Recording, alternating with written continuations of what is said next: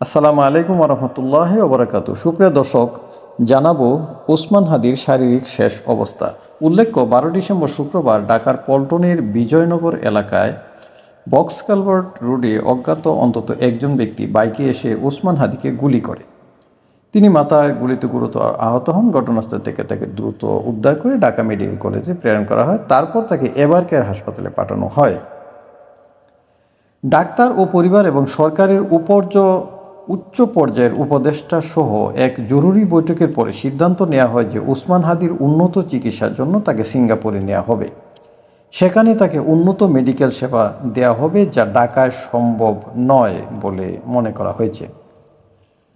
সোমবার দুপুর 15 ডিসেম্বর 2025 তিনি এভার কেয়ার হাসপাতাল থেকে বের হয়ে শাহজালাল আন্তর্জাতিক বিমানবন্দরের উদ্দেশ্যে নিয়ে যাওয়া হয়।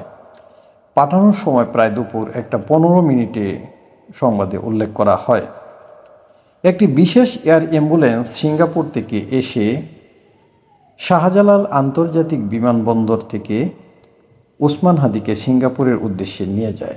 তাকে সিঙ্গাপুর জেনারেল হাসপাতালের অ্যাক্সিডেন্ট অ্যান্ড ইমার্জেন্সি ডিপার্টমেন্টে উন্নত চিকিৎসার জন্য নিয়ে যাওয়া হবে।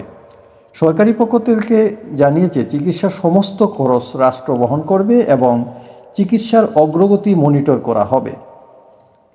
সরকারের স্বল্প সময়ের মধ্যে চিকিৎসা সংক্রান্ত যোগাযোগ সিঙ্গাপুর, থাইল্যান্ড ও মালয়েশিয়ার বিভিন্ন হাসপাতালের সাথে ছিল এবং পর্যায়ক্রমে পরামর্শক্রমের ভিত্তিতেই সিঙ্গাপুর নেয়ার সিদ্ধান্ত গৃহীত হয়েছে। সংক্ষেপে আমরা বলতে পারি, ওসমান হাদিকে 15 ডিসেম্বর দুপুর প্রায় 1:15 এভার কেয়ার হাসপাতাল থেকে বের করে এয়ার অ্যাম্বুলেন্সে করে সিঙ্গাপুরের উদ্দেশ্যে পাঠানো হয়েছে উন্নত চিকিৎসার জন্য। সব ব্যবস্থা সরকারের নিয়ন্ত্রণে এবং চিকিৎসার খরচও রাষ্ট্র বহন করবে। এই ছিল ওসমান হাদির সর্বশেষ অবস্থা। আসসালামু আলাইকুম ওয়া রাহমাতুল্লাহি ওয়া বারাকাতুহু।